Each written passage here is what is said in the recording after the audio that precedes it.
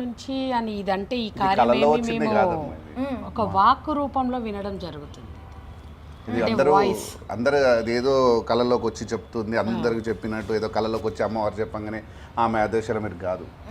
అమ్మవారు కేవలం ఈ కార్యం కోసమే ఆమె వాక్ రూపంలో మాకు చెప్పడం జరుగుతుంది. ఎందు గురించి కూడా చెప్తాను. ఇంతవరకు సృష్టిలో మనం ఆ శివపార్వతులని చాలా తప్పుగా పూజ చేస్తూ ఉంటాం. మీరు ఎక్కడ శివాలయంకి వెళ్ళినా కేవలం శివుడికి మాత్రమే పూజ చేస్తారు. మళ్ళీ పక్కనే అమ్మవారి గర్భగుడి ఉంటుంది. మీరు అక్కడికి వెళ్ళినా కేవలం అమ్మవారికి మాత్రమే పూజ చేస్తుంటారు. ఒక శివరాత్రి రోజు మాత్రమే వాళ్ళిద్దరిని కలిపి పూజిస్తారు.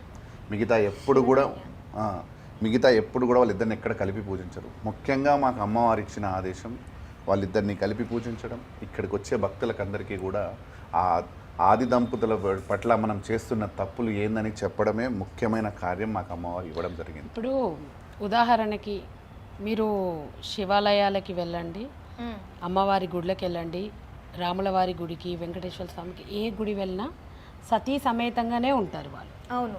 ఒక శివుడి గుడిలో మాత్రం అమ్మవారు వేరే గర్భగుడిలో, అయ్యవారు వేరే గర్భగుడి. ఎందుకని ఆలోచించాల్సిన విషయమే కదా మనం.